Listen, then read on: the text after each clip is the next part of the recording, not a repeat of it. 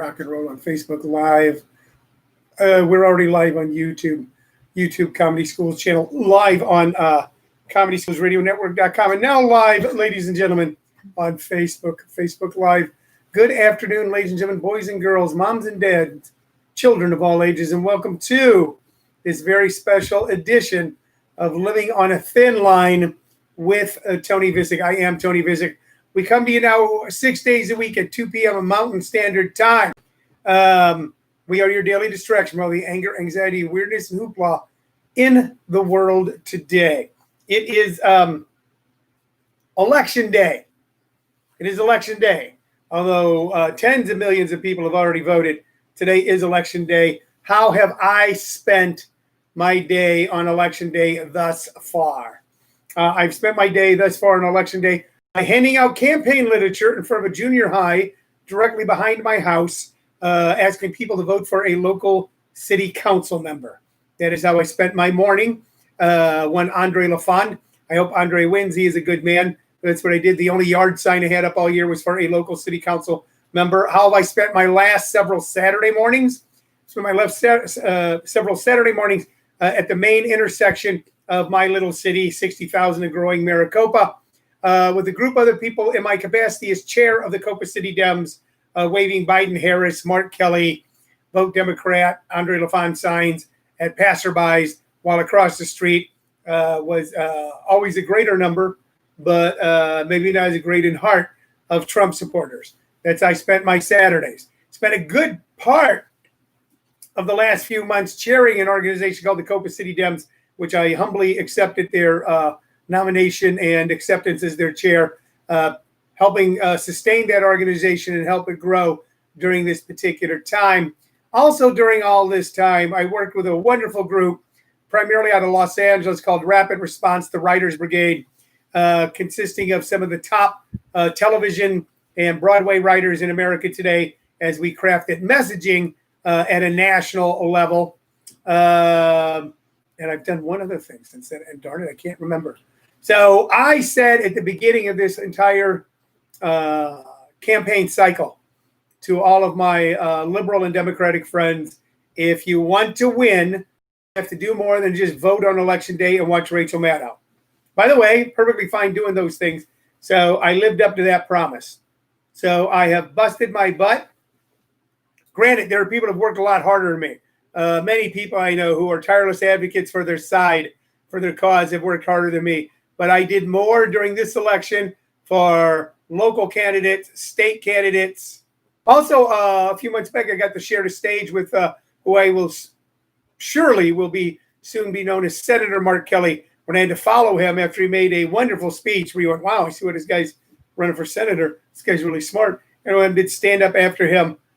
So many things I've done in the last few months that were important to me. And now, as they say, it's like making soup. We would put all sorts of ingredients. We brought it to a boil. Now we must let it simmer, and then we will taste it. Side note, during my entire morning this morning, as I was handing out campaign literature for one Andre LaFond, I shared a tent. Graciously, it was his tent, one of those pop-up tents, with Vince Manfredi. Vince is a local city councilman out here in Maricopa who actually lives in the same community I live in, Maricopa Meadows. Great guy. Publisher of a magazine out here called In Maricopa, who is the chairman of the local Republican Party.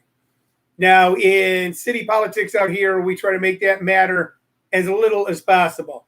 And Vince and I have a great deal in common, and I've known him for many, many years. And we were both out handing out literature. He was handing out for a woman named Amber Liebman. I think that's how her name is pronounced. I was handing it out for Andre LaFond. And I come up and go, please vote for Andre LaFond. And by the way, this gentleman has something to say to you as well. And we spent 3 hours talking the city, the state, politics, family, real estate, and a Republican city council member here in Maricopa, me, a Democrat, the chair of the Copa City Dems. And I couldn't find a more pleasant way to spend my morning than advocating for my side while even increasing a bond of friendship with someone who's on the opposite political aisle of me, who I always liked. So that's how I spent my morning. Tonight, I will be teaching my advanced stand-up comedy workshop at JP's Comedy Club, jpscomedyclub.com. Should check it out, 860 East Warner Road, Gilbert, Arizona. If you're ever in the greater Gilbert area and you're looking for something to do and you want some safe social distance entertainment, please come out to JP's Comedy Club. Great shows Thursday, Friday, and Saturday. This weekend, none other than one of my all-time favorite comics, Mary Upchurch. If you like good comedy, if you just want to laugh hard, and you want to watch a very funny person, Mary Upchurch is your girl. So tickets are available for those shows. One show Thursday, 2 Friday, 2 Saturday. I teach a stand-up comedy workshop at this newly open club. And I don't know what Jim's politics are, nor would I feel comfortable sharing them here right now. I will tell you that he is a former Chicago police officer. But we've worked together now. And him, once again, putting more work in it than me. Work together to be able to open up an entertainment spot for people while so many other entertainment spots are closing. Maybe we'll end up closing too. I don't know. But right now, things are looking good. So you might want to check that out. I will be presenting hybrid live and Zoom shows there starting sometime in December. So you want to check them out. So we'll bring our particular brand of comedy at JP's out to the world. So I will be teaching a stand-up comedy workshop at Jim's Club tonight. 4 years ago tonight, approximately, I was teaching a stand-up comedy workshop at the Tempe Center for the Arts, where we're going to begin doing some shows that are taped there and then broadcast out. They're still closed due to the pandemic, and probably will be for quite some time. Everybody's got to make their own choices within the choices that are given them right now. So that's what the city of Tempe is doing. But we are going to be taping some stuff there real soon.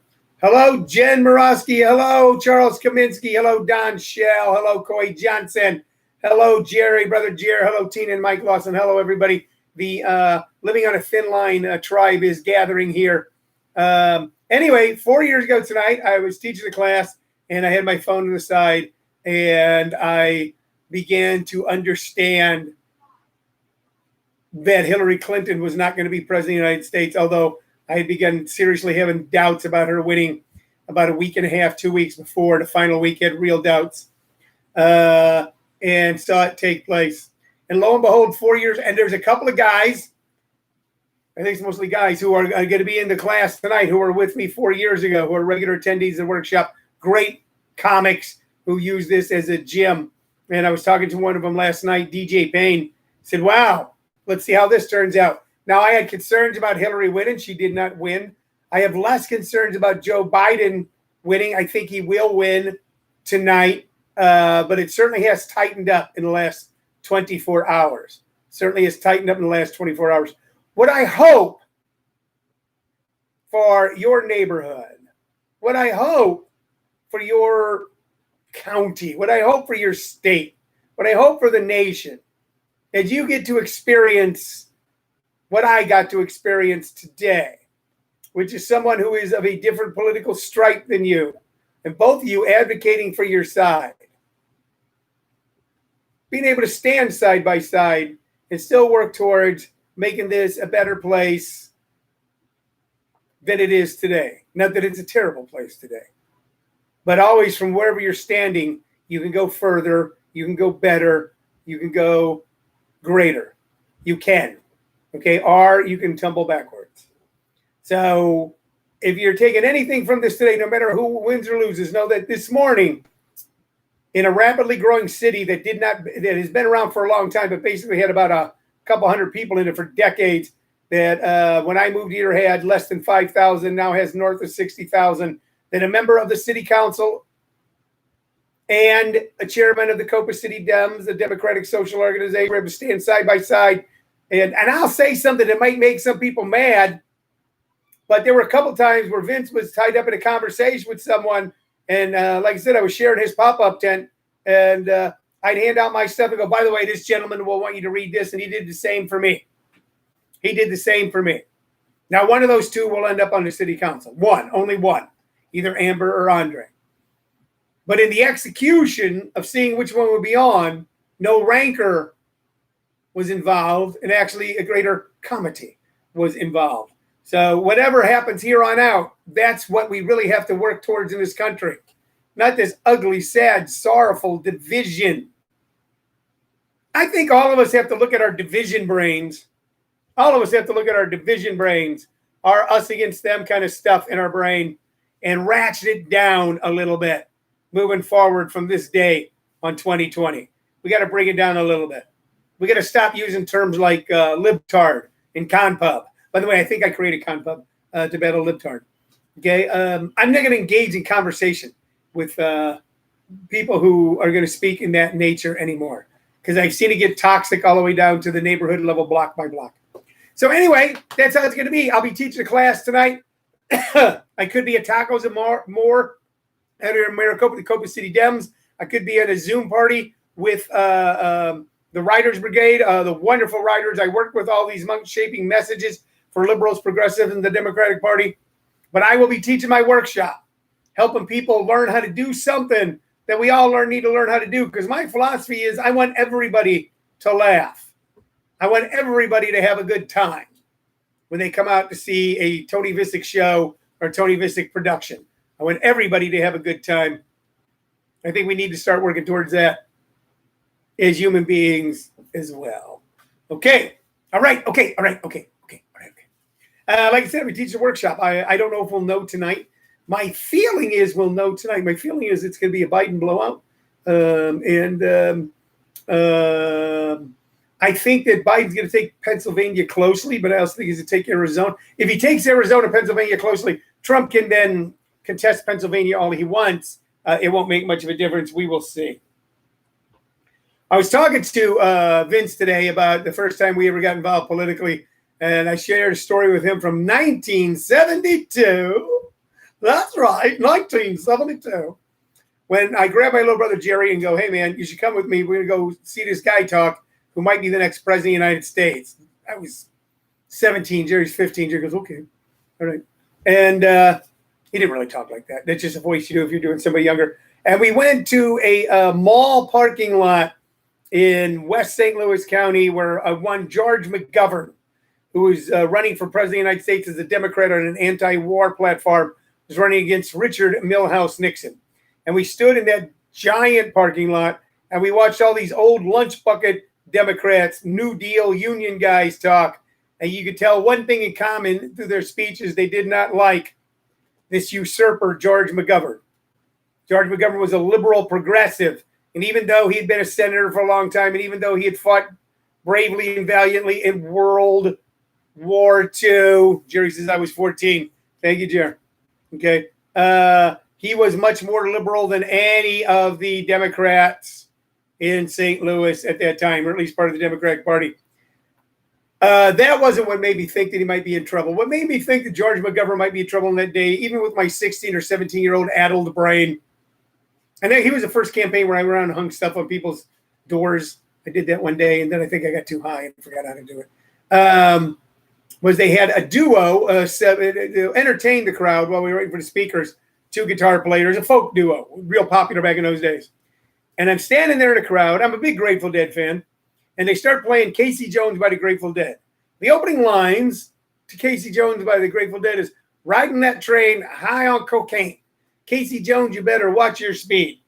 And even in my counterculture, LSD-infused, leftist, I don't want to go to war in Vietnam, I'm not a good shot brain, I sat there and I thought, it's probably not a good idea to play that song. It's nothing but grown-ups here. I think you're playing high school, college music. Probably not a good idea. Hello, Marietta England Hawkins. How are you? And that's when I knew that perhaps Mr. McGovern was in trouble. How big a trouble was he? It was one of the biggest trouncings in modern political history. Was it wrong? Yes, it was. George McGovern was a man of character and principles and intelligence and high morals who was going to move this country forward. Richard Nixon was a guy too caught up in his own grievances, bright, intelligent, astute political animal, but too caught up in his own personal grievances to be able to govern effectively. So I've been involved in this for a long time. My feeling is tonight that Joe Biden is going to take a commanding lead by the end of the evening. And even though it'll be several days before all the votes are counted, look, most of these things, when you hear on election night, they go, we're calling it for Barack Obama. That's just a prediction by news agencies. It's usually correct,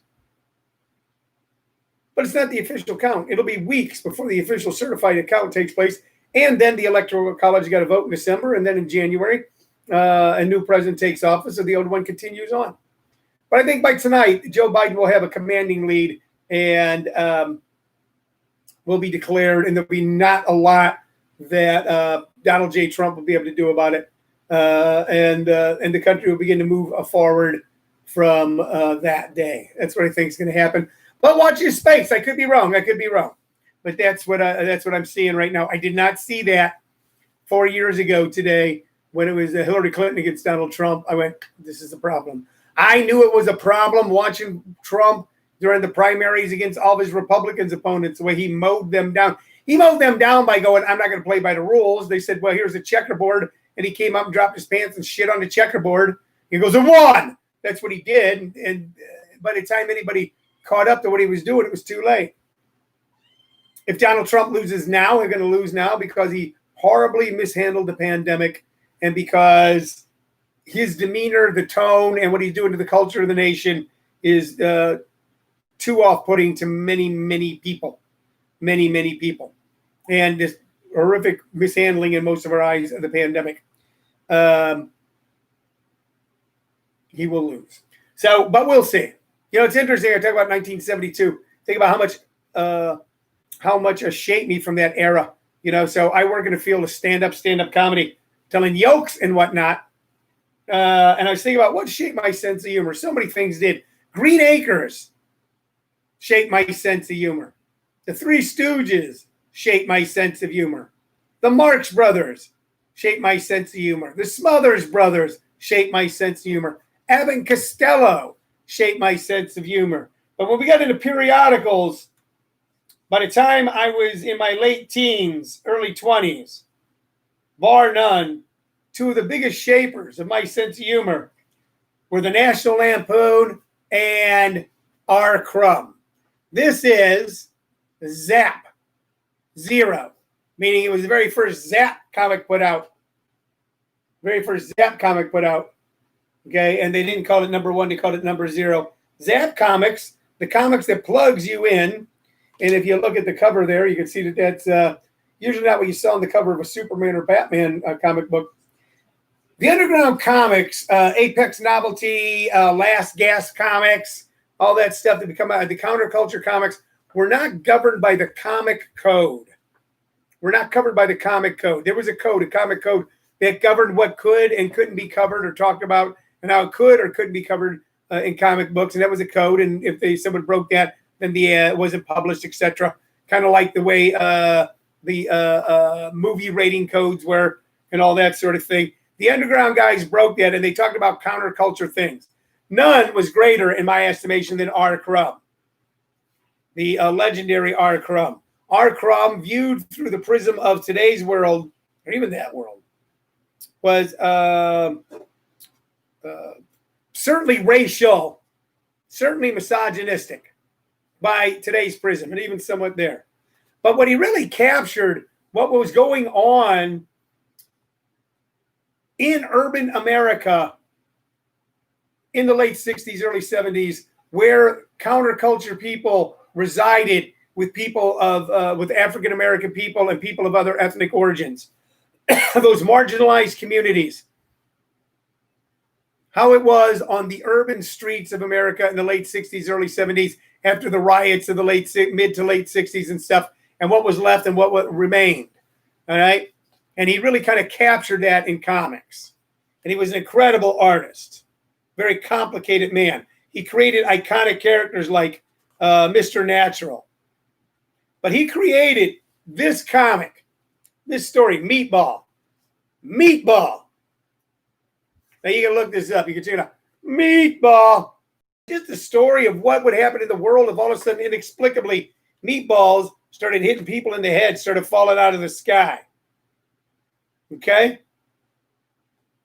And the last three panels say, it It rained meatballs in downtown Los Angeles for almost 15 minutes.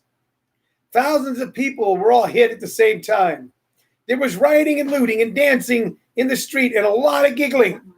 Cops busted heads, but they couldn't stop what had happened.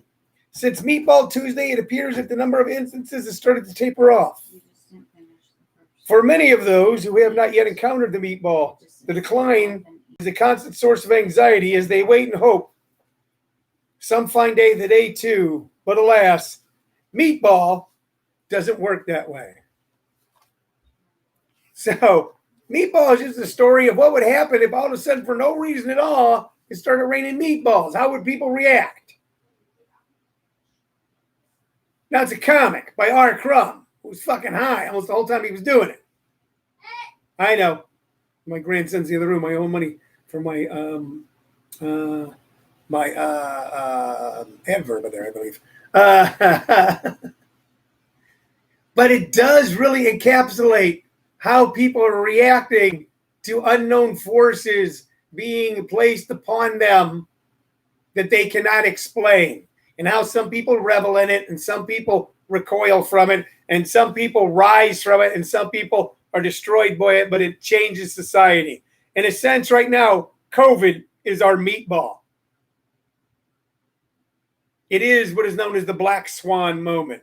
And the first time I even encountered philosophy was in a Zap comic from the late 60s, drawn by the creatively brilliant, insane R. Crumb, Meatball. And how has it affected me? It's something that I've done with my little grandson who just yelled in here. Right once in a while, I'll just come and kind of grab him like I'm tickling, go, Meatball! And he'll do the same thing to me, and I did with my daughter. It's a comic I read when I was in my late teens, early 20s, but stayed with me ever since. So as far as comic collectors go, this one's in pristine condition. We can see it's $1.50. First editions in the late 60s were 50 cents. So while this one might be worth a few bucks, it's not. The original was in 1967. This one was printed in the 70s. It's worth a few bucks, but not as much as if you ever get a hold of a copy of a Zap comic from the late 60s in good condition, you got money in your pocket. The other periodical that shaped my sense of humor so very much was none other than National Lampoon. And by the way, this is one of the greatest National Lampoon covers of all time. If you look carefully, we've got a beautiful woman, we've got a little baby, we've got Americana from the 50s, and on the dinner plate is a dog.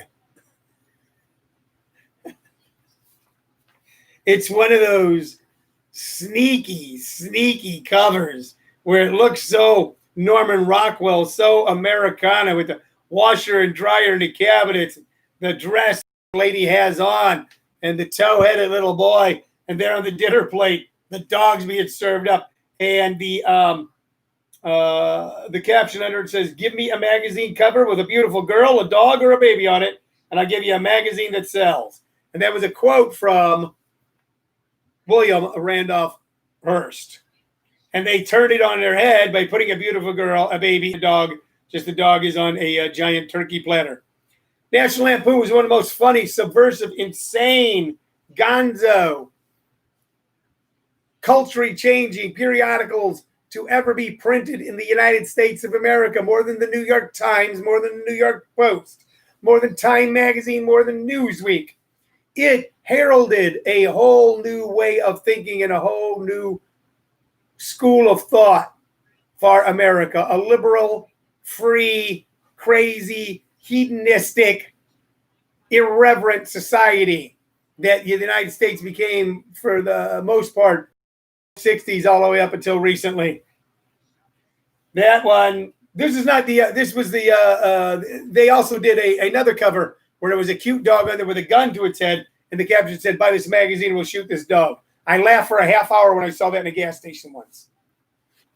This was the P.J. O'Rourke era. I'm trying to look at the exact year of this, and I don't have it here. This was the P.J. O'Rourke era of National Lampoon. Well, Sean Kelly, yeah, P.J. O'Rourke era. Okay, some say it was already past the great era, but still, by 1977, started reading National Lampoon in the early 70s. National Lampoon gave us so many things. It gave us all the people that then farmed Saturday Night Live. it gave us so much more, so much of the movies, so much of the comedy culture that lasted in the last third of the 20th century. But these were two magazines, Zap, this particular Zap with Meatball, and this cover on National Lampoon that helped shape my sense of humor. So the question is, what helps you shape your sense of humor? I don't know, Jim Perry. I just seen a message here from Jim Perry. Jim Perry of JP's Comedy Club, jpscomedyclub.com. And it says, must be a Chinese food place. I don't know why you just, let's see. Abanam's watching. Mariana's watching. Virgie's watching. Fritz, Jerry. No, Fritz is not a Chinese food place, Jim. Fritz is Fritz the cat. Was another cartoon character that really dealt with the counterculture meeting the urban decay in the late 60s, early 70s. Okay, so I want to talk about that. I already told you about what I did today during Election Day. I gave you my whole hoo-ha on that. We were not on Saturday, for those of you that are following, as we're regularly on Saturday. We were on Sunday, but that whole show got deleted by accident. Don Shell asked if I like Mad Magazine. Yes, Don, I did. As a little boy, I was a huge fan of Mad Magazine. I have several Mad Magazines, but as I really look back and dig into it, as much as I like Mad Magazine, it did not shape my sense of humor as much as National Lampoon and the Underground Comics did. Although I did love Mad Magazine, Spy versus Spy, all that stuff. I absolutely loved it. All right, we're going to talk a whole lot more about all that kind of stuff. I only got 4 minutes here. I just want to talk about an album here. We're talking about a singer, talking about an artist. Now, I talked about her recently, but you can't talk about her enough. And once again, recommended the stunning Emmylou Harris. It is a great, great, great Emmylou Harris album. This is Luxury Liner from, I want to say, 1976. Her backup singers were Fasoose Starling, which we don't know that well, but also her backup singers were, get this, Dolly Parton, Linda Ronstadt, Tanya Tucker, Don Everly, and the White Girls. So those were her backup singers on this album. Dolly Parton, Linda Ronstadt, Tanya Tucker, and Don Everly. Her band, the Hot Band, had both James Burton on some of the songs, and later on Albert Lee, who then became her longtime guitarist. James Burton, who, of course, was Elvis's lead guitarist for many years. Also, Glenn Harden, Emery Gordy, James Burton, John Ware, Hank DeVito, Rodney Crowell was on here on acoustic guitar, and Ricky Skaggs on fiddle. Skaggs and Crowell both starting with Emmylou. Also, Mickey Raphael, who was Willie Nelson's harmonica player, plays on here. Bill Payne from Little Feat.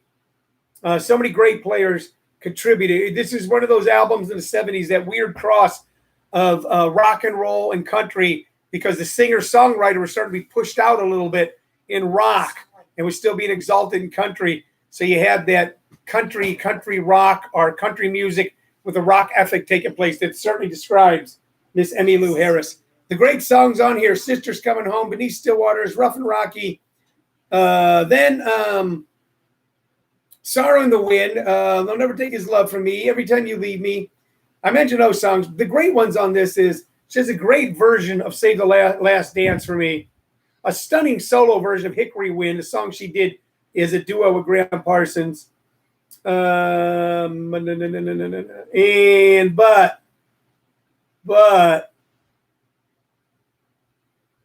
I'm taking a look here. Rough and Rocky, Sorrow, Every Time You Leave Me. Blue, and her version of Even Cowgirls Get the Blues is just absolutely stunning. Absolutely stunning. Absolutely fun. Okay, so that's what we're going to recommend from this album. Oh, this is Blue Kentucky Girl, and that's why I was talking about Luxury Liner. I'm an idiot. I got both the albums. I grabbed the wrong one. Ah! All right. We're going to recommend Even Cowgirls Get the Blues from Blue Kentucky Girl by Emmylou Harris. By Emmylou Harris. You can't get enough Emmylou Harris. And I don't care if you are a Tupac fan, because I like a lot of Tupac. I like a lot of Biggie Smalls. I certainly love Coolio. Everybody knows that about me. Okay? But if you want to broaden your horizons and you want to listen to a voice that actually makes you go, oh, there is a God and I do have a soul, you're going to want to listen to Emmylou Harris. And from this album, from Blue Kentucky Girl, with all these great backup singers with her, we're going to listen to Even Cowgirl Gets the Blues. That link's going to be placed for you here in the comments and then placed in the titles later on. We're going to place it there as soon as we wrap up. And ladies and gentlemen, we're wrapping up. Vote early, vote often.